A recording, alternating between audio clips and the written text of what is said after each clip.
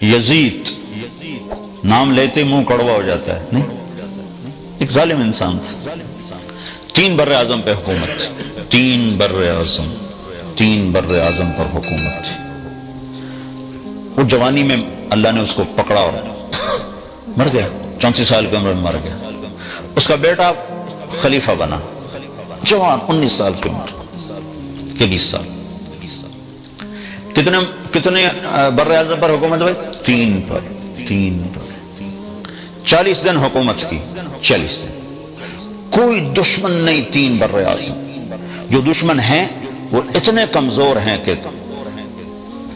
ان کی جرت نہیں کہ سر اٹھا سکے، لیکن وہ یزید کے اندر وہ شمع بجھی ہوئی تھی اور بیٹے کے اندر جل چکی تھی۔ اچھوں سے برے، بروں سے اچھے، اللہ کا نظام۔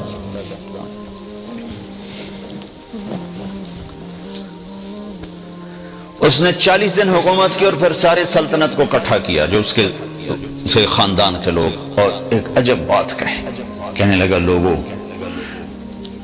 جس تخت کے نیچے حسین کا خون ہو، جس تخت کے نیچے آل الرسول کا خون ہو، میں اس تخت پہ لعنت بھیجتا ہوں۔ یہ ہے تمہاری حکومت، جس کو چاہے دے دو، مجھے نہیں چاہیے۔ ہاں، جب شمع روشن ہوتی ہے تو یہاں تک بات چلی جاتی، چھوڑ دی 3 بر اعظم کی سلطنت، چھوڑ دی، اور وہ رضی اللہ عنہ بن گیا۔ میں اس کا نام لیتا ہوں تو میرا منہ میٹھا ہو رہا ہے۔ اس کا نام تھا معاویہ بن یزید، اور یزید کا نام لیتے میرا منہ کڑوا ہو جاتا ہے۔ میں اس کا نام لیتا میرا منہ شکر سے بھر جاتا ہے کہ شمع روشن ہو تو اسے راستہ نظر آئے، اوہ یہ راستہ ہے، یہ تو وہ راستہ جو غلط ہے، آگے تو جہنم کی آگ ہے۔ حضرت موسیٰ علیہ السلام کا فرمانا، یا اللہ اگر تو کافر کو اتنی سلطنت دے کہ پوری دنیا مل جائے، اور اتنی عمر دے کہ قیامت تک زندہ رہے، اور پھر مر کے جہنم میں چلا جائے، تو اس نے کچھ نہیں دیکھا۔ اور یا اللہ مسلمان کے ساتھ تو یہ حال کر کے اس کے ہاتھ بھی کٹے ہوں، پاؤں بھی کٹے ہوں، اور ناک زمین پہ لگا ہو، نہ کوئی روٹی پوچھنے والا نہ کوئی پانی پوچھنے والا ہو، اور قیامت تک ایسے تڑپ کے مر کر جنت میں چلا جائے، اس نے کوئی دکھ نہیں دیکھا۔ اور حضرت ابوبکر کا ارشاد ہے، لا خیر فی خیر بعدہ النار ولا شر فی شر بعدہ الجنہ۔ وہ خیر نہیں جس کے بعد آگ ہے، اور وہ مصیبت نہیں جس کے بعد جنت ہے۔ 3 بر اعظم کو ٹھکرانا آسان کام، 3 کراؤن نہیں کوئی چھوڑتا۔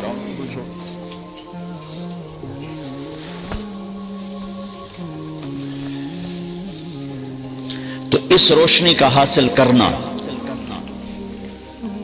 یہ ہر مسلمان کی محنت ہے۔ یہ روشنی کہاں سے ملے گی؟ تو آگے اللہ نے ایک آیت بیان کی ہے، فی بیوت اذن اللہ ان ترفع ویذکر فیہا اسمہ یسبح لہ فیہا بالغدو والآصال رجال لا تلہیہم تجارت ولا بیع عن ذکر اللہ واقام الصلاة وایتاء الزکاة یخافون یوما تتقلب فیہ القلوب والابصار۔ اللہ نے کہا انرجی سیور لینا ہو تو الیکٹرک شاپ پہ جاؤ، اگر دل کا نور لینا ہو تو میں نے دنیا میں مسجدیں بنائی ہیں، مسجد میں آؤ۔ یہ مسجدیں، بیوت فی بیوت اذن اللہ، اللہ نے اپنا گھر کہا، وَأَنَّ الْمَسَاجِدَ لِلَّهِ، مسجدیں اللہ کے گھر ہیں، اللہ نے اسے اپنا گھر فرمایا۔ کہا یہ نور یہاں تقسیم ہوتا ہے، مسجد والے بنو۔ دنیا میں واحد تبلیغ کی محنت ہے جس کا مرکز مسجد ہے، اور کوئی جتنی دین کی تحریکیں بھی ہیں ان کے مراکز، ان کے دفاتر مسجد سے باہر ہیں۔ تبلیغ ایک واحد کام ہے جس کا مرکز بھی مسجد ہے، دفتر بھی مسجد، سب کچھ مسجد۔ تو اللہ تعالیٰ نے اس آیت میں اشارہ کیا ہے کہ یہ نور مسجدوں سے ملتا ہے، لہذا مسجد میں آنا پڑے گا اور مسجدوں میں بیٹھنا پڑے گا۔ اللہ تعالیٰ کے نبی نے، اللہ نے جب سب سے پہلے دنیا کو بنانے کا ارادہ کیا تو پہلے مسجد بنائی۔ ان اول بیت وضع للناس للذی ببکۃ مبارکا وہدی للعالمین فیہ آیات بینات مقام ابراہیم من دخلہ کان آمنا۔ اللہ تعالیٰ نے فرمایا جب میں نے دنیا آباد کرنے کا ارادہ کیا تو پہلے مسجد بنائی۔ ہمارے نبی پاک صلی اللہ علیہ وسلم جب ہجرت کے لیے مجبور ہو گئے اس دعوت کی محنت میں ایک وقت ایسا آتا ہے کہ قوم ہی مخالف ہو جاتی. میں ایک جگہ بیان کرنے جا رہا تھا، میرا کزن میرے ساتھ بیٹھا تھا، میں اس کو ساتھ لے گیا تو آگے مجمع تھا بہت زیادہ. پاکستان میں تو ماشاءاللہ بڑے بڑے مجمع اکٹھے ہوتے. تو واپسی پر میں نے بڑی حسرت سے کہا، میں کہہ دیکھو یار، پرائے کتنے شوق سے سنتے ہیں اور اپنوں کا حال یہ ہے کہ آ کے حال بھی نہیں پوچھتے. تو ان سے کہنے لگا بھائی یہ تمہارے سچے ہونے کی علامت ہے کہ اللہ کے نبی کی قوم بھی ساری زندگی ان کی دشمنی رہی. یہ تمہارے سچے ہونے کی علامت ہے کہ اپنے نہیں سنتے، یہ سچے ہونے کی علامت. تو اللہ کے نبی مکہ میں تھے تو بیت اللہ میں آتے تھے، نمازیں پڑھتے تھے. نفل تھی، فرض نماز تو تھی نہیں. پھر حضرت حمزہ نے کلمہ پڑھا، حضرت عمر نے پڑھا، تو پہلی دفعہ مسجد میں نماز پڑھے گی. نفل ہی تھی، فرض نہیں تھی. لیکن پھر بھی جب زیادہ ہو گیا کام اور رہنا مشکل ہو گیا تو آپ نے ہجرت کا ارادہ کیا. ادھر حضرت ابو طالب فوت ہو گئے تو ان کی وفات سے جو باہر پروٹیکشن تھی وہ ختم ہو گئی. ادھر حضرت خدیجہ فوت ہو گئی ایک ہی مہینے میں 10 دن کے اندر. پہلے چچا پھر بیگم. تو باہر کا آسرا بھی ختم ہو گیا، اندر کا آسرا بھی ختم ہو گیا. تو باہر چچا سینہ سپر تھے، اندر حضرت خدیجہ زخموں پہ مرہم رکھتی تھی. تو جب آپ دونوں طرف سے تنہا ہو گئے تو پھر قریش نے تنگ کرنا، پہلے ہاتھ نہیں اٹھاتے تھے، پھر قریش نے مارنا شروع کیا، پیٹنا شروع کیا. تو اس پر ہمارے نبی فرماتے ہیں ما اسرا ما وجدنا فقدک یا اے میرے چچا، تیرے جانے کی کمی بڑی جلدی محسوس ہونے لگی. پہلے کوئی ہاتھ نہیں اٹھاتا، پھر مار پیٹ، پتھر، روڑے، اور گردن میں چادر ڈال کے عقبہ نے جو مروڑنا شروع کیا، آنکھیں باہر نکل بے بسی کے ساتھ. اور سجدے میں تھے تو اوپر آ کر اونٹوں کی اوجڑی پھینک دیا، آپ کو اٹھنا مشکل ہو گیا. یہ سارے کام چچا کی وفات کے بعد ہیں. چچا کی زندگی میں کوئی ایسا نہیں کرتا تھا. ویسے منہ سے تنگ کرتے تھے، ہاتھ کوئی نہیں اٹھاتا. جب یہ دونوں آسرے ختم ہو گئے تو پھر آپ نے کہا چلو میں طائف چلا جاؤں، شاید وہاں پناہ مل جائے. وہاں تشریف لے گئے تو انہوں نے وہ حال کیا کہ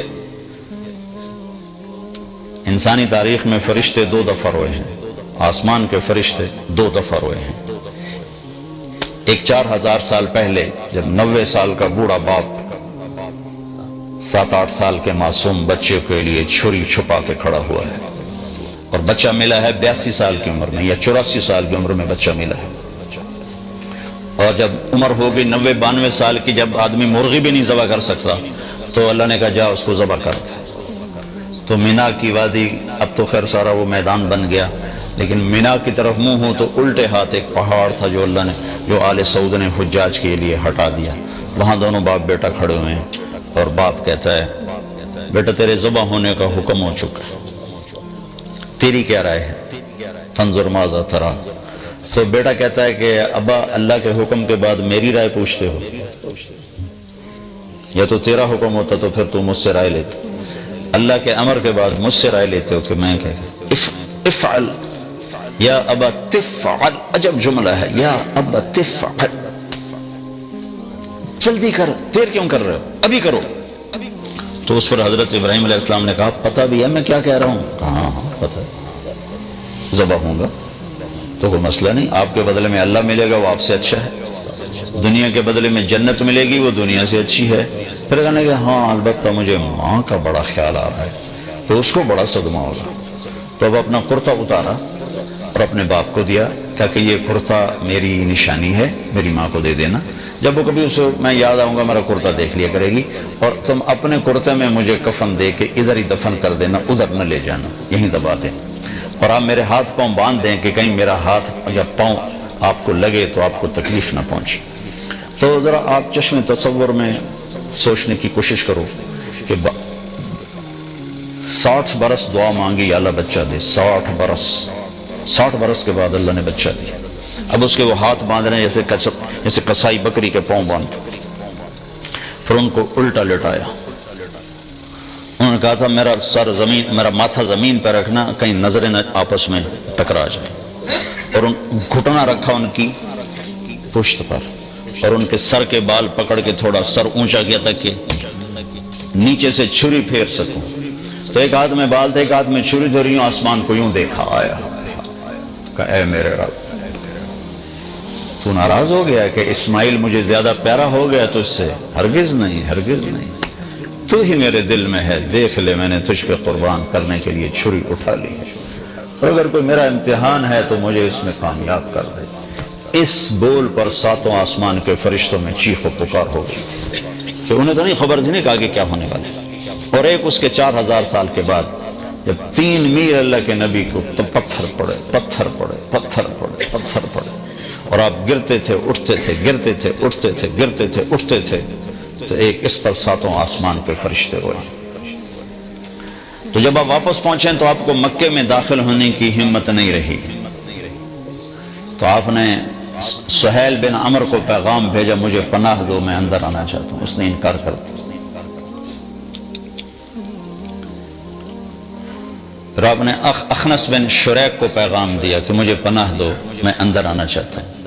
اس نے انکار کر دیا، ان کا میں نہیں کرتا۔ پھر آپ نے مطعم بن عدی کو پیغام بھیجا کہ میں اندر آنا چاہتا ہوں، مجھے پناہ دو۔ تو پھر مطعم اپنے بچوں کو لے کر گیا اور آپ کو لایا اور کہا کہ میں نے ان کو پناہ دی ہے، ان پر کوئی ہاتھ نہ اٹھائے۔ تو حالات ایسے ہو گئے تھے کہ رہنا بڑا مشکل ہو گیا تھا، تو آپ نے پھر حج کے دنوں میں حاجیوں میں گشت کرنے شروع کیے کہ کوئی مجھے ساتھ لے جائے اور میں اللہ کا پیغام پہنچاؤں۔ تو سب سے زیادہ جو دکھ والی بات آپ سنتے تھے وہ یہ ہوتی تھی کہ قبیلے والے پوچھتے تیری قوم کا تیرے ساتھ کیا معاملہ ہے، تو آپ فرماتے انہوں نے تو جھٹلا دیا ہے۔ تو وہ کہتے جب تیری قوم نے تجھے جھٹلایا ہے تو ہم تجھے سچا کیسے جانیں؟ پھر آپ بڑے دکھی دل کے ساتھ واپس آتے تھے۔ ہوئے ہوئے ہوئے کیا گزرتی ہوگی اللہ کے نبی کے دل پر، کائنات کی افضل ترین ہستی، افضل ترین ہستی، وَأَحْسَنَ مِنْكَ لَمْ تَرَ قَطُّ عَيْنٌ، یا رسول اللہ آپ جیسا حسین کسی آنکھ نے نہیں دیکھا، نہ میری آنکھ نے دیکھا۔ وَأَجْمَلَ مِنْكَ لَمْ تَلِدِ النِّسَاءُ، آپ جیسے عالی نسب والا یا رسول اللہ کسی ماں نے نہیں جانا۔ اتنا فَكَانَ قَابَ قَوْسَيْنِ أَوْ أَدْنَىٰ، اتنے اونچے مقام والے۔ عَسَىٰ أَن يَبْعَثَكَ رَبُّكَ مَقَامًا مَحْمُودًا، اتنے اونچے مقام والے۔ بنو حنیفہ کو دعوت دی، انہوں نے گالیاں نکالی، آپ اونٹنی پہ سوار ہوئے، اونٹنی کھڑی ہوئی تو اس نے پیچھے سے نیزہ مارا ابن بجیرہ نے، تو آپ اونٹنی سے گر کر زمین پر آئے اور یوں گرے، چٹانوں کے اوپر گرے۔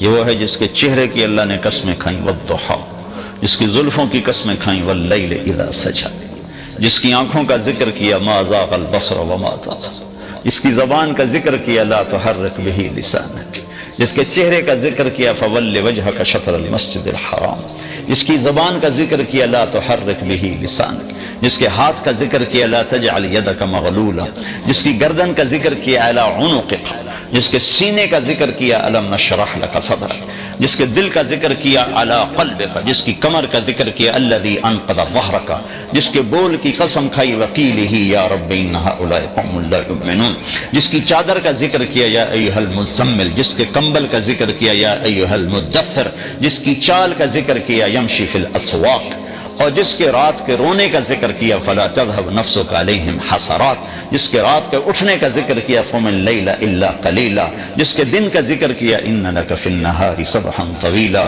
جس کے ساتھیوں کا ذکر کیا، والذین معه اشداء علی الکفار رحماء بینہم، جس کی نبوت کا ذکر کیا تو عالمی بنا کر، تبارک الذی نزل الفرقان علی عبدہ لیکون للعالمین نذیرا، جس کو رحمت للعالمین بنا کے ذکر کیا، وما رسلناک الا رحمتا للعالمین، جس کو کل بشر کے لیے، انسان جنات کے لیے نبی بنا کر قرآن میں ذکر کیا، قل یا ایھا الناس انی رسول اللہ الیکم جمیعا واذ صرفنا الیک نفرا من الجن یستمعون القرآن وما ارسلناک الا کافۃ للناس بشیرا ونذیرا، جس کو راضی کرنے کے لیے خود تیار ہوا بیٹھا ہے، مجھے کہتا ہے، آپ کو کہتا ہے کہ اللہ کو راضی کرو، مجھے راضی کرو، خود کہتا ہے کہ اے میرے حبیب میں تجھے راضی کروں گا، وَلَسَوْفَ يُعْطِيكَ رَبُّكَ فَتَرْضَىٰ، جس کے مقام محمود کا ذکر کرتا ہے، عَسَىٰ أَن يَبْعَثَكَ رَبُّكَ مَقَامًا مَحْمُودًا، جس کی معراج کا ذکر کرتا ہے، فَكَانَ قَابَ قَوْسَيْنِ أَوْ أَدْنَىٰ، جس کے سفر کا ذکر کرتا ہے، سبحان الذي اسرى بعبده ليلا من المسجد الحرام الى المسجد الاقصى،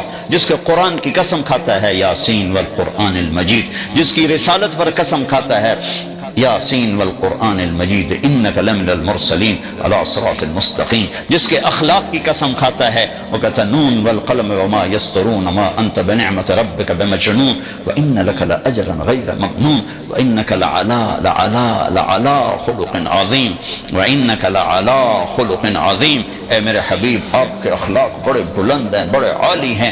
پورا قرآن میرے نبی کو ایسے ذکر کرتا ہے، ایک جگہ جگہ جگہ جگہ جگہ جگہ کسی چیز کو پھیلایا جائے پھر اکٹھا کر کے اس کا وجود بنایا جائے. ایسے میرے رب نے اپنے حبیب کو پورے قرآن میں یوں ذکر کیا ذکر کیا ذکر کیا ذکر کیا، پھر اس کا وجود بنایا، پھر کہا لعمرک مجھے تیرے اس پیارے وجود کی قسم، مجھے تیری جان کی قسم، تیری جان کی قسم. تو نسب میں عالی، تو حسب میں عالی، تو شکل میں عالی، تو حسن میں عالی، تو مقام میں عالی. تیرا نظیر نہیں، تیرا کوئی بدل نہیں، تیرا کوئی مثل نہیں، تیری کوئی مثال نہیں، تیرا کوئی شبیہ نہیں، تیرے جیسا رحم کسی کے پاس نہیں، تیرے جیسا علم والا کوئی نہیں، تیرے جیسی بلندی والا کوئی نہیں، تیرے جیسے نسب والا کوئی نہیں کہ تیرے نسب کو میں نے سید آدم تک پہنچا دیا.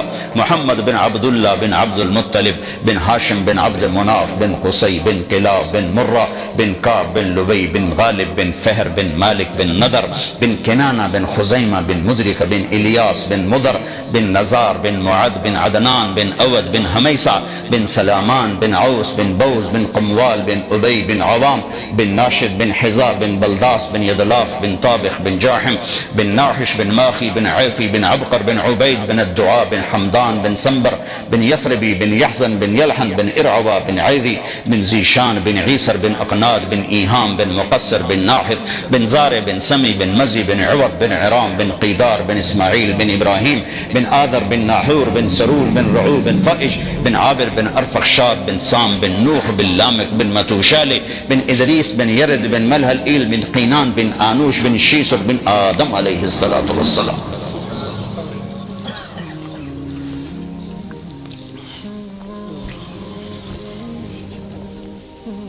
نیزہ لگا الٹ کے گرے، دعوت دیتے دیتے دیتے تھک گئے. نتیجہ کیا ہوا؟ کسی نے منہ پہ تھوک دیا، کسی نے تھپڑ مار دیا، کسی نے کرتا پھاڑ دیا. اب اس امت کو سمجھانا پڑ رہا ہے کہ تبلیغ بھی توڑے ذمہ ہے. کتنے لکھا ہے ساڑھے ذمہ؟ کچھ پڑھو تو پتہ چلے کہ ذمہ ہے. تو آپ تھک گئے تو اللہ کی مدد آئی. نبوت کا یہ 11واں سال تھا. تو آپ تھکے ہوئے رات کو منا میں گشت کر رہے تھے تو آپ کو کچھ نوجوان ملے. آپ نے کہا بھائی کہاں گئے ہو؟ کہا جی ہم یثرب کے ہیں. کہا میری بات سنو گے؟ میں اللہ کا نبی ہوں. کہا اچھا. اب مدینے والے یہودیوں سے سن رہے تھے کہ ایک نبی آنے والا ہے تو ان کے کانوں میں آواز پڑی تھی. کہنے کہا اچھا کیا ہے تیرے پاس؟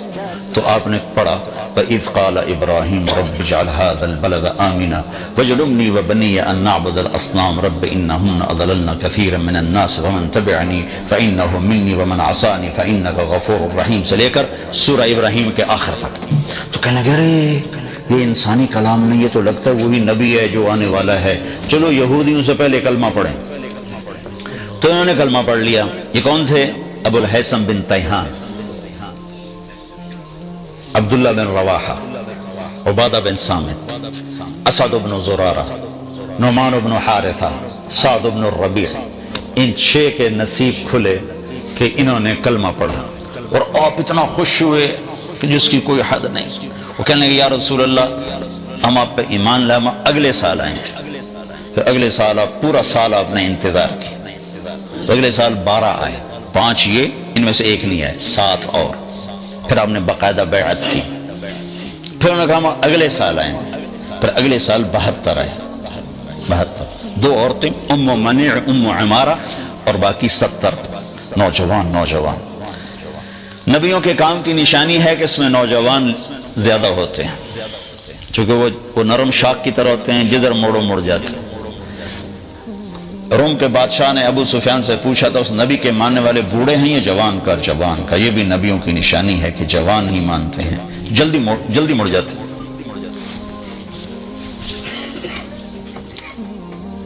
72 آدمیوں نے بیعت کی. تو جب بیعت ہونے لگی نا تو ایک صحابی کھڑے ہوئے مدینے کے، عباس بن مرداس، کہنے لگے پھر وہی کیوں؟ سوچ لو، اگر ان کو لے جاؤ گے اپنے شہر، تمہاری عورتیں بیوہ ہوں گی، تمہارے بچے یتیم ہوں گے، اور پورا عرب تم پہ حملہ آور ہو گیا۔ اگر اس کو کل چھوڑنا ہے تو آج چھوڑ دو، لے جانا ہے تو پھر مرد بڑے ہیں جے، پھر چھڑ نہ جاوے جے۔ تو اس پر ابو الحیثم بن تیہان کھڑے ہو کر کہنے لگے یا رسول اللہ، یہ جو کچھ ہمیں ڈرا رہا ہے عباس، وہ بھی مدینے کی تھے، اگر یہ سب کچھ ہمارے ساتھ ہو جائے تو ہمیں ملے گا کیا؟ تو آپ نے کہا جنت، کہا سستا سودا ہے، ہاتھ بڑھائیں۔ تو ابو الحیثم نے بیعت کی سب سے پہلے، یا برا بن معرور نے بیعت کی سب سے پہلے۔ جب بیعت مکمل ہو گئی تو ابو الحیثم کہنے لگے یا رسول اللہ ایک بات تو بتائیں، کل اللہ آپ کو فتح دے تو پھر ہمیں چھوڑ کے مکے واپس تو نہیں جائیں گے نا؟ تو پھر آپ نے ہنس کر فرمایا الدم الدم الہدم الہدم، اب میری قبر بھی تمہارے مدینے میں ہی بنے گی، اب میں تمہیں چھوڑ کے کہیں نہیں جاؤں گا۔ کہ یا رسول اللہ آپ تشریف لائیں، کہ جب میرا اللہ حکم دے گا میں آ جاؤں گا۔ تو یہ ذوالحج کی بات، محرم سفر، محرم گزرا تو سفر میں اجازت ہو گئی کہ ہجرت کرو، تو 1 2 3 4 10 5 مدینہ شروع ہوئے 27 سفر شب جمعہ، جیسے آج شب جمعہ 27 سفر آپ ابو بکر کے گھر گئے، چلو بھائی اللہ کا حکم آ گیا ہے۔ میں پٹ کر رہا ہوں، مختصر کر رہا ہوں، پورا قصہ نہیں سنا رہا ہوں۔ تو ابو بکر نے کہا جی میں نے ایک غار تلاش کیا، پہلے وہاں چل کے چھپیں گے پھر آگے چلیں گے۔ تو غار اس اور یمن کی طرف تھا اور مدینے کا راستہ بالکل اپوزٹ تھا۔ تو یہ حضرات جا کر غار میں پہنچے تو اللہ کے نبی پنجوں پر چل رہے تھے، پورا قدم نہیں رکھ رہے تھے۔ اس زمانے میں کھوجی ہوتے تھے جو پاؤں کا نشان دے کے پہنچ جاتے تھے، تو آپ ایسے چلتے رہے پنجوں پر، تو پنجوں پہ پریشر پڑتے ساری انگلیاں زخمی ہو گئی۔ جب پہاڑ پہ چڑھنے کا وقت ہے تو اب چڑھ نہیں سکے۔ ابو بکر ویسے دبلے پتلے تھے، لیکن آپ نے اللہ کے نبی کو کمر پہ بٹھایا اور پورا پہاڑ جا کے طے اوپر چڑھ، پھر آپ کو باہر بٹھایا، خود اندر گئے، سارا غار صاف کیا، پتھروں سے سوراخ بند کیے، پھر سوراخ باقی تھے اپنی پگڑی کو اتار کے پھاڑ کے سوراخ بند کیے، پھر سوراخ باقی تھے تو کرتا اتار کے پھاڑ کے سوراخ بند کیے، پھر ایک سوراخ باقی رہ گیا جس میں سانپ تھا، اس کے اوپر اپنی ایڑی رکھتے کہ یا رسول اللہ اندر آئے۔ جب آپ اندر آئے تو اندھیرے میں آپ کو پتہ نہیں چلا، تھوڑی سی روشنی ہوئی تو آپ نے دیکھا ابو بکر یہ کرتا یہ پگڑی کدھر گئے؟ کہ یا رسول اللہ یہ سوراخ تو مجھے ڈر لگا کوئی چیز نقصان نہ پہنچائے۔ تو ایک دم آپ کی آنکھوں میں آنسو آ گئے اور آپ نے کہا یا اللہ میں ابو بکر سے راضی ہوں، تو بھی اس سے راضی ہو جا اور اسے جنت میں میرا ساتھی بنا دے۔ تو اس کے ساتھ ہی جبریل آ گئے کہ اللہ تعالیٰ فرما رہے ہیں کہ یا رسول اللہ آپ کے ساتھی سے راضی ہو گئے اور جنت میں ساتھ دے دیا۔ 27 کی رات، 28 کی رات، 29 کی رات، 3 راتیں 2 دن، 28 29 آپ رہے۔ یکم کو آپ وہاں سے نکلے اور 8 ربیع الاول کو آپ مدینہ کی بستی قباء میں پہنچے۔ تو روزانہ مدینہ والے آتے تھے اور آپ کا انتظار کر کے چلے جاتے تھے۔ تو 8 تاریخ کو مدینہ اور قباء کے درمیان ایک قبیلہ ہے جس کو بنو قینقاع کہتے ہیں، وہ آباد تھا۔ تو اس کا ایک یہودی اپنے گھر کی چھت پہ چڑھا تو اس نے دور سے غبار دیکھا۔ اب ان کا علم دیکھو اور گمراہی دیکھو، صرف دور سے غبار دیکھ کر اس نے نعرہ لگایا یثرب والو تمہارا نبی آ گیا۔ خود کلمہ نہیں پڑھا، علم اتنا تھا کہ صرف غبار دیکھے گا وہی ہے۔ لوگ بھاگے۔ اتنے میں اللہ کے نبی پہنچ چکے تھے اور ابوبکر ان کو ایک چٹان کے نیچے بٹھا چکے تھے اور خود کھڑے تھے، اور ابوبکر کی داڑھی تھی کالی سفید اور اللہ کے نبی کی داڑھی تھی سیاہ کالی۔ دنیا سے جاتے وقت آپ کی داڑھی اور سر میں 14 سفید بال تھے ٹوٹل۔ تو لوگوں نے سمجھا کہ یہ جو جوان ہے نا یہ ابوبکر ہے، اور یہ جو چٹے والوں والا یہ اللہ کا نبی۔ تو سب نے ادھر مسافر شروع کر دی۔ ابوبکر نے نہیں بتایا، یہ حکمت مجھ سے پوچھو جب میرے اوپر حال کرتے ہیں مسافر کرنے والے، کتنی باری میری جیب کٹ کے لگے۔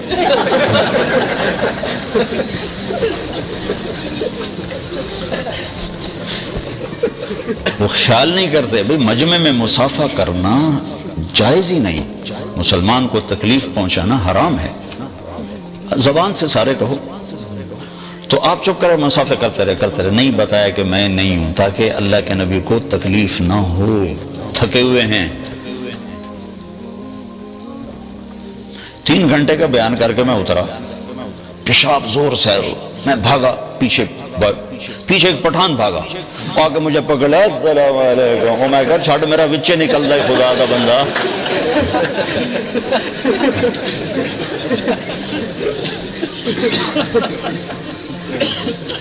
جب سارے مسافر ہو گئے، جوش خرو ختم ہو گیا، تو اللہ کے نبی پر دھوپ آ گئی، چٹان کا سایہ ختم ہو گیا، تو ابوبکر نے لپک کے آپ کے اوپر چادر کی، تو اس سے سب کو پتہ چلا وہ ہو تو سارے مسافر غلط ہو گئے، نبی تو یہ ہیں، یہ نہیں ہیں۔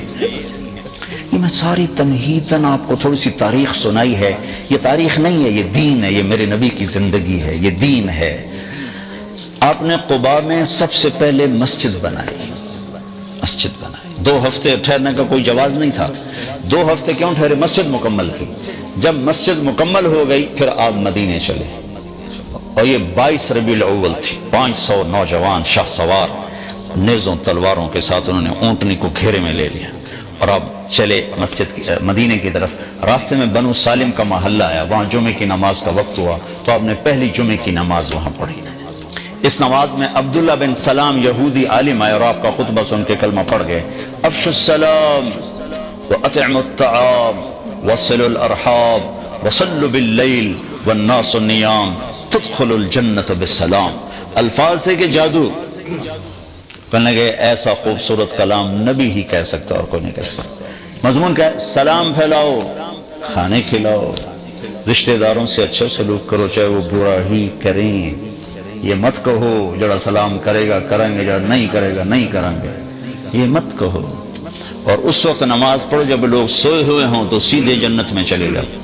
جمعہ پڑھا پھر ہم مدینے کو چلے، تو اب سامنے ایک چھوٹا سا وہ گھاٹی تھی، اس گھاٹی کو پار کر کے نیچے مدینہ آتا تھا، تو وہ گھاٹی کے اوپر چڑھے تو پہلے اونٹنی کا چہرہ نظر آیا، پیچھے اللہ کے نبی کا چہرہ نظر آیا، تو مدینے کے جتنے بچے بچیاں تھے وہ مدینے سے باہر آ کر آپ کو دیکھنے کے لیے جمع تھے، اور جو مدینے کی عورتیں تھیں وہ ساری چھتوں پر تھیں اور مرد آپ کے ساتھ تھے، عورتیں چھتوں پر، مرد ساتھ، اور بچے سامنے گراؤنڈ میں۔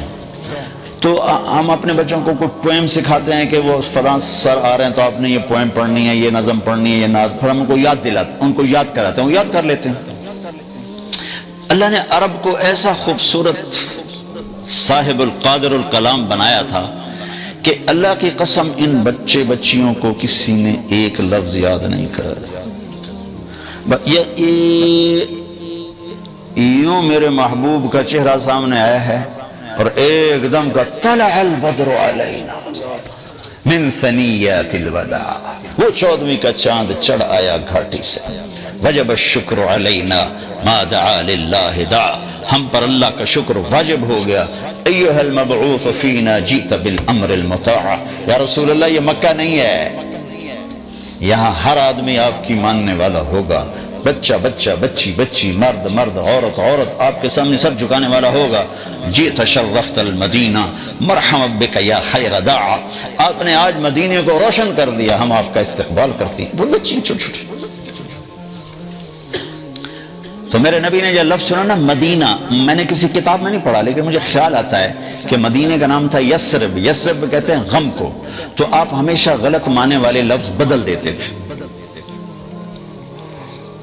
تو آپ نے ان بچوں سے سنا مدینہ، تو شاید اسی سے لے کر آپ نے یثرب مٹا کے نام مدینہ رکھ دیا۔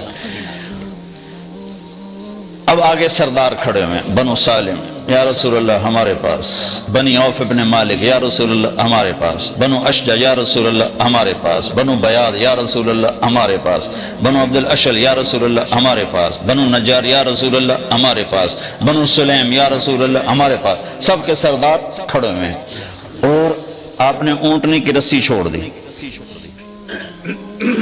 آپ کے جی میں تھا نان کے ٹھہروں بنو نجار، آپ کے دادا کی ماں بنو نجار سے تھی، لیکن منہ سے کہتے ہوئے آپ شرماتے تھے کہ دوسروں کو تو تکلیف ہوگی، کہیں گے وہ جو سانو چھڑے تو ادھر چلے گئے، تو آپ نے کہا دعوها فإنها مأمورہ، اس اونٹنی کو چھوڑ دو، اس کو اللہ کا امر ہے، جہاں ہوگا وہاں بیٹھ جائے گی۔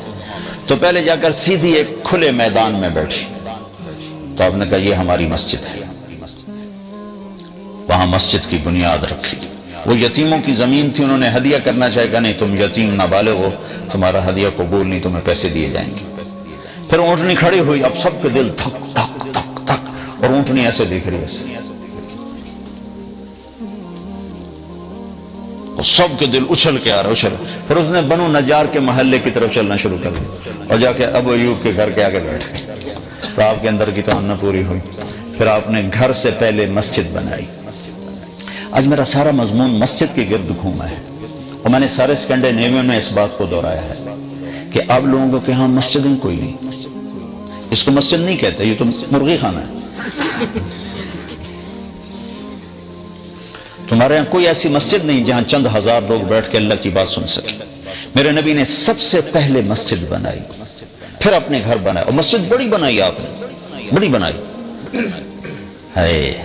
9 سال مسجد میں چراغ نہیں تھا تو کیا جلاتے تھے؟ اندھیرا۔ تو یہ جو کھجور ہوتی ہے نا، یہاں تو کھجور ہوتی نہیں، کھجور کی ایک یوں ٹیڑھی ٹہنی ہوتی ہے جس کے اوپر کھجوریں لگتی ہیں، ایسے کرتے ہیں، وہ کاٹ کے لاتے تھے، اس میں ریشے ہوتے ہیں، اس کو جلاتے تھے تو تھوڑا تھوڑا جلتی رہتی تھی، وہ بجھتی رہتی تھی، جلتی رہتی، اس سے روشنی ہوتی تھی، تو کوئی ایسی روشنی ہوتی تھی جو خوبصورت نظر آئے۔ ایک صحابی یہاں تمیم داری جو ملک شام گئے تھے تو انہوں نے وہاں دیکھی لالٹین، یہ لیمپ جو میں نے بتایا، جو وہاں سے لیمپ لے کر آئے تو انہوں نے آ کر مسجد میں جلا دیا۔ مغرب کی نماز میں اللہ کے نبی آئے تو آپ نے کہا، یہ میری مسجد کو کس نے روشن کیا ہے؟ اگر آج میری بیٹی ہوتی میں اس کے نکاح میں دے دیتا۔ تو نوفل بن حارث آپ کے تایا کے بیٹے کہنے لگے، یا رسول اللہ میری بیٹی بھی تو آپ کی، میں نکاح میں دیتا ہوں۔ مسجد میں چراغ جلانے پر اہل بیت سے رشتہ ہو گیا۔ تو بھائیو، ایک تو آپ کو ضرورت ہے کہ مجھے ضرورت ہے کہ میرے اندر یہ ایمان کی شمع روشن ہو، اس کے لیے مسجد ہے۔ دوسرا، آپ کی نسلوں کو ضرورت ہے۔ اب آپ لوگ پاکستان کے نہیں ہو، ناروے کے ہو، انڈیا کے نہیں ہو، بنگلہ دیش کے نہیں ہو، افغانستان کے نہیں ہو، صومال کے نہیں ہو، ناروے کے ہو۔ تمہارے آئی تھی آج سے 50 سال پہلے نسل کے، جی 2-4 سال لگائیں گے پھر پیسے بنا کے پاکستان واپس چلے جائیں گے، نہیں، واپس کو نہیں آ سکتا۔ لہذا یہاں اپنے اندر نور ایمان پیدا کرنے کے لیے اور ان نسلوں کو یہ نورانی سامان مہیا کرنے کے لیے مسجدیں بناؤ۔ پاکستان سے لوگ آتے ہیں، تم سے چندے لے کے چلے جاتے ہیں، لاکھوں کروڑ لے کے، ہم تو جا کر اپنے کوٹھیاں بنا لیں، 90-95% جا کر ان پیسوں کو غلط استعمال کرتے ہیں۔ کبھی کوئی پیر صاحب آ جاتے ہیں، کبھی کوئی شیخ صاحب آ جاتے ہیں، کوئی مولانا صاحب آ جاتے ہیں، وہ اپنے پیسے کھڑے کر کے تمہیں جنت کا سرٹیفکیٹ دے کے جاتے ہیں اور آگے جا کر جو مرضی کریں۔ میں جب گورنمنٹ کالج پڑھتا تھا تو ہمارا دوست ہی تھا ہمارے ساتھ، وہ ایک گدی نشین کا بیٹا تھا، فراڈیا نمبر 1۔ ہمارے پیسے ختم ہوتے تو ہم اپنے باپ کو لکھتے کہ ابا جی پیسے کر لو، اس کے پیسے ختم ہوتے تو کم وقت مریدوں کا چکر لگا گیا تو اور پیسے اکٹھے کر کے پی سی ہوٹل بیٹھے پتہ نہیں کی کرتے ہوں ایسے۔ تو یہاں فنڈنگ کرو اور اللہ کے لیے مسجدیں بناؤ، پھر تم پاکستانی لڑنا بھی شروع کرتے ہو، میں صدر بننا ہے، میں سیکٹری بننا ہے۔ وہ جراثیم یہاں لے کر آئے ہو لڑائی جھگڑے والے۔ فن لینڈ گیا، ان سے کہا، سویڈن گیا، ان سے کہا، ڈنمارک گیا، ان سے کہا، تمہارے پاس آیا ہوں۔ اب تمہارا وہ جو بیان تھا ہال والا، میرا جی چاہ رہا تھا یہ سب کی ٹھکائی کروں جنہوں نے یہاں میرا بیان کروایا۔ گھوں گھوں گھوں ہو رہی ہے، نہ کو مجھے پتا چل رہا ہے کہ میں کیا کہہ رہا ہوں، نہ سننے والوں کو پتا چل رہا ہے کہ مولوی صاحب کیا کہہ رہے ہیں۔ تو تمہارے پاس اتنی بڑی مسجد ہو جس میں تم اللہ کے بندوں کو بٹھا سکو۔ میں فرانس گیا، انہوں نے بھی ہال لیا، فرانس والوں سے کہا بھائی تو اپنی نسلوں کے لیے مسجدیں بناؤ، مت دو پاکستان سے آنے والوں کو چندے، مت دو ہندوستان سے آنے والوں کو چندے، آپس میں فنڈنگ کرو۔ اگر یہاں مسجد مدرسے نہیں ہوں گے، میں جنوبی امریکہ گیا ہوں، جنوبی امریکہ 1 کروڑ کے قریب مسلمانوں کی نسل اسلام چھوڑ کے فارغ ہو چکی۔ کس وجہ سے کہ ان سے ظلم ہوا، انہوں نے نہ مسجد بنائی نہ مدرسہ بنایا، اسے لوگ کماتے رہے۔ اتنا پیسہ ہے وہاں ان کے پاس کہ پورا پورا ملک خرید لیں، ایک مسجد نہ بنا سکے، نسلیں اسلام سے پیدل ہو۔ فرق پاکستان میں کوئی لڑکا بگڑے گا نا تو زیادہ چرس شراب پر جائے گا، یہاں کوئی بگڑے گا تو اسلام ہی چھوڑ جائے گا۔ تو ان کو مسجد نہ سمجھو، یہ تو ایک مسلح ہے محلے والوں کے لیے، ٹھیک ہے، تبلیغ والوں سے کہتا ہوں، اب لوگوں سے کہتا ہوں بڑی بڑی مسجدیں بناؤ، تبلیغ والوں کو فنڈ دو، یہ بڑی مسجد بنائے، بڑا مرکز بنائے۔ اس میں 2008 میں آیا تھا، میں ان سے کہہ کر گیا، بھائی کوئی مدرسہ بناؤ، کوئی مسجد بناؤ۔ 2008 میں میں نے اسی لیے سفر کیا تھا، کوئی مدرسہ بناؤ، کوئی مسجد بناؤ، این جاڑیا تو این جاڑیا۔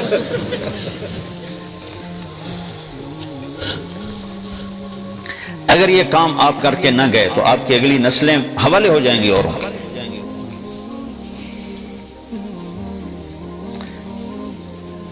من بنا للہ مسجدا بنا اللہ لہ بیتا فی الجنہ۔ اب ایک ساتھی سنایا تھا، ایک عرب ساتھی نے وہاں مسجد بنائی اپنے وہاں سعودی میں، تو اس نے کہا میں نے ایک پائی کسی سے نہیں لینی، ایک پائی سب اپنے پیسے سے بنانے۔ تو اس نے بہت عالی شان مسجد بنائی تو اس نے مکمل ہو تو اس نے خواب دیکھا کہ بڑا خوبصورت محل۔ تو وہ کہتا ہے پھر یہ کس کا محل ہے؟ کہ یہ تمہارا ہے۔ کہ میرا کس لیے؟ کہ جو تم نے اللہ کا گھر بنایا۔ تو ایک طرف دیکھتا تو ایک اور محل نظر آتا ہے لیکن اس سے ذرا کم درجہ، کہ یہ کس کا محل ہے؟ یہ جس نے تمہاری مسجد میں مدد کی، یہ اس کا محل ہے۔ تو جب اس کی آنکھ کھولی تو کہنے لگا میں نے تو کسی سے ایک پیسہ نہیں لیا، تو کس نے مدد کی؟ تو اس نے سارے مستری مزدور اکٹھے کیے کہ بتاؤ تم نے کسی سے فنڈ لیا، تم نے کسی سے کوئی فنڈنگ کی ہے؟ انہوں نے کہا نہیں، ہم نے تو کسی سے نہیں کی۔ پوچھتے ایک مزدور بول پڑا کہ جی وہ میں ڈال رہا تھا، پانی ڈال رہا تھا بالٹی سے، تو بالٹی ٹوٹ گئی، تو ایک عورت کالی گزر رہی تھی، اس نے بالٹی مجھے دے کے میں اس سے ڈال لوں، اس بالٹی سے ڈال، تو بس وہ یہی، اور تو کچھ نہیں۔ تو انہوں نے کہا عورت ڈھونڈو، پتہ چلا تو ڈھونڈتے عورت مل گئی۔ تو اس نے عورت سے کہا کہ بی بی جو تو نے وہ دی تھی نا بالٹی، اس کے پیسے لے لو، 5 ریال۔ میں نہیں لیتی۔ 5 ریال سے 100 سے 10 لاکھ ریال تک پہنچا کہ 10 لاکھ ریال لے لے اور وہ بالٹی میری کر دے۔ تو پھر وہ ہنس پڑی کا وقت ضائع نہ کر، جو خواب تو نے دیکھا وہ میں نے بھی دیکھا، وقت ضائع نہ کر، جو خواب تو نے دیکھا میں نے بھی دیکھا۔ میں آپ بھائیوں سے گزارش کرتا ہوں کہ ہر مسلمان اپنے اندر ایمان کی شمع جلانے کے لیے وقت دے۔ یہ تبلیغ کا کام کوئی جماعت، کوئی تحریک نہیں ہے کہ ہم تمہیں تبلیغی جماعت کا ممبر بنانا چاہتے ہیں۔ تحریکوں کے اور طریقے ہوتے ہیں، ان کے کارکن ہوتے ہیں، ان کی فنڈنگ ہوتی ہے، وہ باقاعدہ پیسے دیتے ہیں، وہ پیسے جمع کراتے ہیں۔ کبھی دیکھا تبلیغ والوں کے کارکن بنے، ان سے فنڈنگ ہو رہی ہے، ان کے نام لکھے جا رہے ہوں، اور کسی فرقے کی چھاپ ہو تبلیغ، لوگوں نے چھاپ لگایا جاتا جی وہابی ہے، نیتا جی دیوبندی نے، تم جڑی مرضی ہوں چھاپ لا دو۔ ایک آدمی کو میں نے اتنے دلائل دیے کہ جی گلنا ٹھیک ہے نا، پر دوسری اتو کچھ اور ہوتے اندروں کچھ اور۔ میں کہ ہوں کوئی شیشہ لے آ جڑا تو اندروں وڑ کے ویک اندروں اسی کچھ ہو رہا ہے تو اتو کچھ ہو رہا ہے۔ اللہ کے نبی نے مال تقسیم کیا، مال غنیمت۔ ایک منافق نے کھڑے ہو کر کہا یہ تقسیم غلط ہے، تو اللہ کے نبی کا چہرہ پیلا پڑ گیا کہ اگر میں غلط ہوں تو ٹھیک کون ہے؟ تو خالد بن ولید نے کہا یا رسول اللہ اجازت ہے میں اس کی گردن اڑا دوں؟ کہا نہ، اس نے فجر کی نماز میرے پیچھے پڑھی۔ تو وہ کہنے لگے تو اس کو نماز پڑھنے کا فائدہ ہے، یہ تو منافق ہے۔ تو آپ نے کہا تو نے دل کھول کے دیکھ لیا کہ منافق ہے؟ حالانکہ کھلم کھلا منافق۔ تو تبلیغ پر کسی فرقے کی چھاپ نہیں، کسی مسلک کی چھاپ، یہ اسلام کی محنت، اس کے لیے وقت لگاؤ، اس کے لیے بار بار یہی اپنے، میں 4 مہینے چلے کے صرف ارادے کرواتا ہوں، لیکن میں یہ کہتا ہوں کہ ہر آپ جتنے آئے بیٹھو ماشاءاللہ اکثر نوجوان ہو، اوپر بھی بیٹھے ہوں گے، تو ایک ویکنڈ مہینے میں فارغ کرنا شروع کرو، اور ایک نماز نہ چھوڑو، اور ایک ان بچوں کے لیے سکول بھی سوچو کہ ہم اپنے سکول بنائیں جس میں ہمارے بچے اپنے ماحول میں دنیاوی تعلیم حاصل کریں، اور ایک ہم ان کے لیے بڑی بڑی مسجدیں بنائیں۔ عربوں نے ماشاءاللہ وہاں میں نے دیکھا ماشاءاللہ کوپن ہیگن میں کہ عربوں کی بہت بڑی مسجد تھی، اس میں انہوں نے میرا بیان کروایا، 4-5 ہزار کا مجمع ہے، لیکن اللہ کے فضل سے مجمع اتنا آیا کہ باہر سڑکوں پر بھی کھڑا ہو گیا، مستورات بھی، مرد بھی۔ وہ پہلے جو وہ ایمان صاحب تھے وہ کوئی توجہ نہیں دے رہے، جو مجمع دے کے وہ پریشان ہو گئے کہ بھئی یہ کیا ہو گیا، یہ کیا چکر پڑ گئے۔ پھر انہوں نے ہمیں بتایا کہ ترکوں نے اس سے بھی بڑی مسجد بنا دی ہے کوپن ہیگن میں۔ تو پاکستانی جتھے ویکھے ٹوکرے دے ہٹ بیٹھے جی ساڈی مسجد، مرغی خانے نو مسجد بنائے بیٹھے، اور کوپن ہیگن والوں نے تو تم سے بھی 4 قدم آگے کی ہو، ہیٹ تہ خانے دے وچ تہ خانہ جی ہمارا مرکز، میں کہا فٹم ہوں اس مرکز سے، اس کو مرکز کہتے ہو، مرکز کے لفظ کو تم نے ذلیل کر دیا۔ وہ سخی بنو، پاکستان میں پلاٹ خریدتے پھر رہے ہیں، پاکستان میں اسلام آباد پلاٹ بن جاوے، پنڈی بن جاوے، جڑا جتھوں دا کھانیاں بن جاوے، لاہور بن جاوے، گجرات بن جاوے، منڈی بن جاوے، وہ تمہارے بچوں نے وہاں نہیں رہنا، یہ ادھر ہی رہیں گے اور وہاں قبضے ہو جائیں گے۔ کوئی اور لے جائے گا. ان بچوں کو یہیں رکھنا ہے. ان کے لیے مسجدوں کا سوچو، ان کے لیے اسکول سوچو، پھر مسجدوں میں قرآن کی تعلیم سوچو کہ ایسے علماء لاؤ، یا اپنے بچے عالم تیار کرو، اپنے بچے علماء جو یہاں کی زبان سمجھے. تم پاکستان سے کسی کو لاؤ گے، وہ کسی کے اندر بریلوی کے جراثیم ہوں گے، کسی کے اندر دیوبندی کے جراثیم ہوں گے، وہ تمہیں لڑا بڑا کے تماشا دیکھتا رہے گا. جتنے رہو خوش رہو.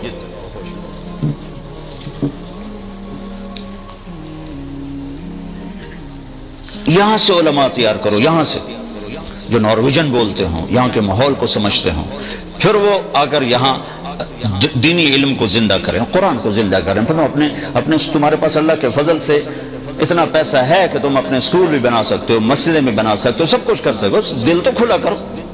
5 کروڑ چندہ دے رہے ہیں.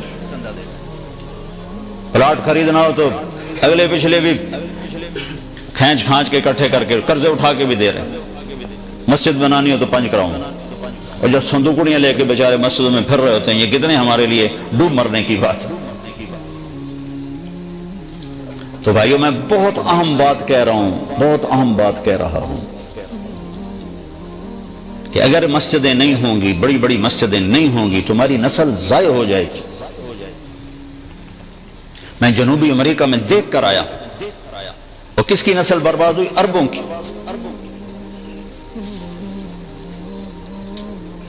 انگلینڈ والوں نے ہمت کی تو عوام مدرسے بھی ہیں، اسکول بھی ہیں، اور ان کے بچے دنیاوی لحاظ سے بڑے اعلیٰ پوسٹوں پر بھی ہیں، دین بھی پورا ہے. انہوں نے محنت کی.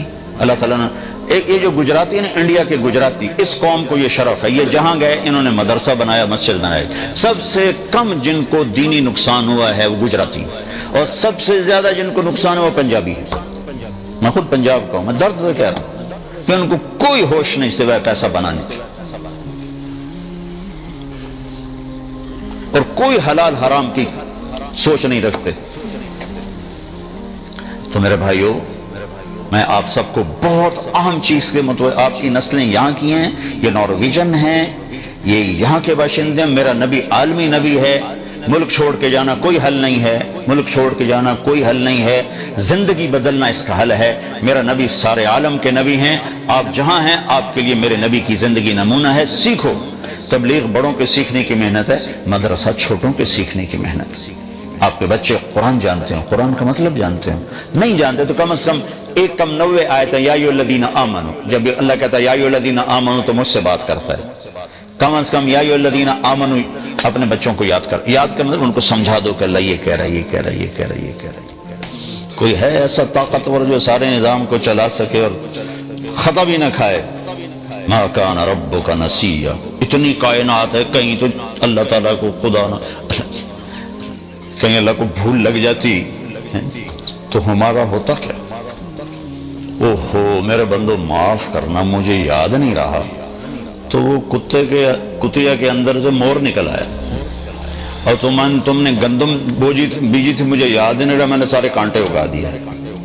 ما کان ربک نسیا لا یضل ربی ولا ینسا لا يعزب عن ربك من مثقال ذرة ما كان الله ليعجزه من شيء في الأرض ولا في السماء سواء منكم من أسر القول ومن جهر به ومن هو مستخف بالليل وصارب بالنهار.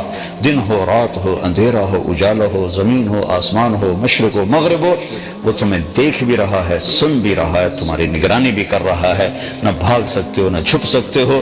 انہا ان تک مثقال حبۃ من خردل فتکن فی صخرۃ او فی السماوات او فی الارض یأتی بها اللہ ان اللہ لطیف خبیر. جاؤ ایک ذرے کے برابر منہ کالا کرو، یا ایک ذرے کے برابر مجھے راضی کرو.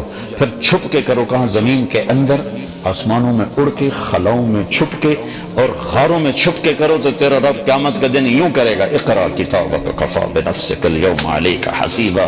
یہ تیرا رائی کے دانے کے اچھائی والا عمل اور برائی والا تیرے سامنے. علماء کہتے ہیں ان اخوف آیت فی القرآن، ان اخوف آیت فی القرآن، قرآن کی سب سے زیادہ ہیبت ناک اور سب سے زیادہ ڈرانے والی آیت، قرآن کی سب سے زیادہ ڈرانے والی آیت فمن يعمل مثقال ذرة خيرا يره ومن يعمل مثقال ذرة شرا يره. ایک رائی کے برابر اچھائی کرو گے تو صلہ دیکھو گے، برائی کرو گے تو سزا دیکھو گے. پھر جسے چاہے معاف کر دے، وہ الگ اس کا دستور ہے، قانون اس نے بتا دیا ہے. بھائیو، دنیا میں بھی اصل اندھیرا ہے، روشنی اللہ لاتا ہے، روشنی اللہ لاتا ہے. اس لیے 97% اندھیرا ہے، روشنی ہے ہی کوئی. 3% روشن ہے کائنات میں، صرف 3%. جہاں اللہ نے روشنی کا انتظام کیا ہے. اور ایک آیت ہے وَآیَةٌ لَهُمُ اللَّيْلُ نَسْلَخُ مِنْهُ النَّهَارَ فَإِذَا هُمْ مُظْلِمُونَ. اس آیت میں یہ اشارہ ہے کہ دنیا میں اصل اندھیرا ہے، روشنی میں لاتا ہوں. ایسی دلوں پہ بھی اندھیرا ہوتا ہے. وَاللَّهُ أَخْرَجَكُم مِّن بُطُونِ أُمَّهَاتِكُمْ لَا تَعْلَمُونَ شَيْئًا. اللہ نے تمہیں پیدا کیا، تم جاہل. تو جہالت اندھیرا ہی تو ہے. اس جہالت کو دور کرنے کے لیے اللہ تعالیٰ نے کیا کیا ہے؟ الف لام را کتاب انزلناہ الیک لتخرج الناس من الظلمات الی النور. اللہ نے اپنے حبیب کو چنا، پہلے اسے نورانی بنایا، پہلے خود اسے نورانی بنایا اور اسے نور اور روشن کیا اور کہا قد جاءکم من اللہ نور و کتاب مبین. تمہارے پاس ایک روشنی بھیج رہا ہوں، ایک نور بھیج رہا ہوں، جدھر سے گزرے گا ویسے ہی روشنی پھیل جائے گی. پھر اس کے ساتھ جو کتاب اتاری اس کو بھی نور فرمایا. وَاتَّبِعُوا النُّورَ الَّذِي أُنزِلَ مَعَهُ. قرآن کو بھی نور فرمایا. دو روشنیاں ہوگی. دنیا کے اندھیروں کو دور کرنے کے لیے دو روشنیاں ہیں، ایک چاند کی روشنی ہے اور ایک سورج کی روشنی ہے. ان دو روشنیوں سے اندھیرے دور ہوتے ہیں. تو دل کے اندھیروں کو دور کرنے کے لیے دو روشنیاں ہیں، دو نور ہیں، ایک نبوت کا نور ہے اور ایک قرآن کا نور ہے. الف لام را کتاب انزلناہ الیک لتخرج الناس من الظلمات الی النور. ہم نے اس کتاب کو اتارا ہے کہ اے میرے حبیب، آپ کا نور، کتاب کا نور مل کر حوصلوں والوں کو اندھیرے سے نکال کے روشنی میں لے آئیں. کہ جب تک یہ روشنی میں نہیں آئیں گے ان کو نظر نہیں آئے گا، صرف کراؤن ہی نظر آئے گا. بس ناروے کی نیشنلٹی مل جائے، بس کراؤن آ جائے، چاہے دھوکہ دینا پڑے، فراڈ کرنا پڑے، حرام کرنا پڑے، حرام بیچنا پڑے، جو کرنا پڑے، ہمارے پاس پیسہ آنا چاہیے.